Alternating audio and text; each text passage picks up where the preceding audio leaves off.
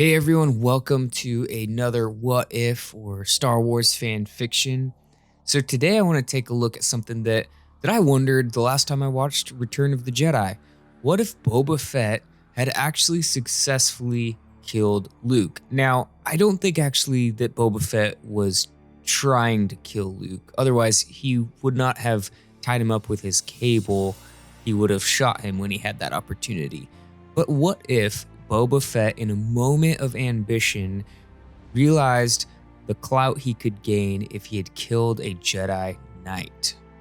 Now, immediately, some of the effects would have changed that scenario right then and there, because Luke played a critical role in saving his friends over the Dune Sea. Without his actions, it's likely that the others would not have survived. Han, Chewie, and Lando, they'd be cast into the Sarlacc pit. Now, Leia, R2, and 3PO, they'd probably remain captive of Jabba the Hutt for the time being at least. And Boba Fett would be highly praised by the Hutts for killing a Jedi Knight and saving Jabba the Hutt, thus bolstering his reputation far and beyond whatever it was before. But how does that affect the rest of the story?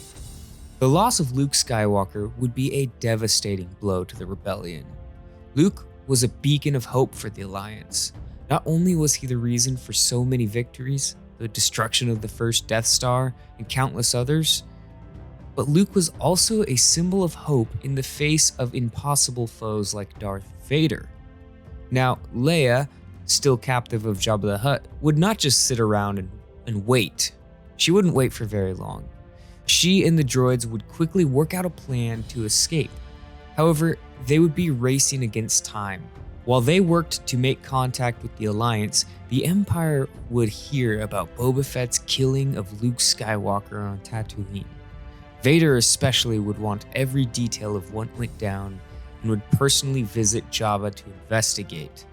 More importantly, Vader would be enraged at the killing of Luke. He wanted Luke alive so that he could be turned to the dark side and overthrow the Emperor with him. Boba knew this much, which is why he opted to tie Luke up with cables in the original timeline instead of blast him when he had the chance. But again, that's the original timeline. This is asking, what if Boba killed Luke?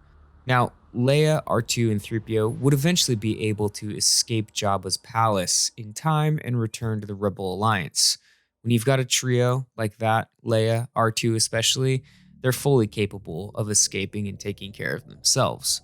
And this would be cause for celebration, but the loss of the others would be devastating. The Rebel Alliance would be missing the key leadership needed in order to launch the assault on the second Death Star. Now, a desperate attempt would probably be made because some effort would need to happen to prevent another Death Star, but this effort would fail without Han leading the ground team, without Lando leading the space fight, and without Luke to keep Vader and the Emperor busy.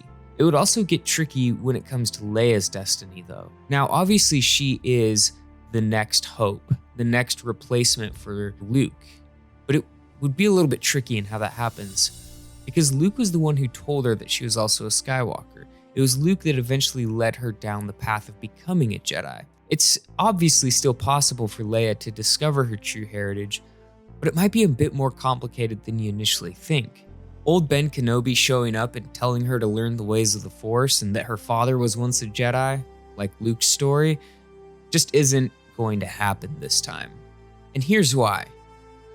Our current understanding of Force ghosts in canon means that Leia would not be able to hear directly from Obi-Wan because she just hasn't developed powers in the Force. Even in the original trilogy, we see that as Luke progresses in his power, he begins to hear and interact with Force ghosts even more. It's kind of cool, actually. In A New Hope, he faintly hears the voice of Obi-Wan. And as his powers grow, he's able to faintly see Obi-Wan and hear from him in Empire Strikes Back. And by the time Luke has completed his training in Return of the Jedi, he's able to sit down with Obi-Wan and basically have a cup of coffee with him. Even in the recent Obi-Wan Kenobi series, we see a similar understanding of Force Ghost interaction. Qui-Gon tells Obi-Wan that he's always been there. Obi-Wan just wasn't ready to see. Now, Qui-Gon is primarily referring to the balance that Obi-Wan has recently rediscovered and not his level of Jedi training. But the point remains that interaction with a Force ghost has some level of attunement to the Force from the living. And at this point, Leia just doesn't have that. So a Force ghost Obi-Wan Kenobi isn't really an option right now. Leia would have to hear about her lineage from Yoda, but he's also very old on Dagobah and maybe not even able to travel far. If he was to be the one to speak to Leia, it would be through something like Force projection, which would leave him very weak. Either way, how well would that scenario even go? An old Jedi master appearing out of nowhere and telling Leia she was the daughter of Vader? Don't think that would go well.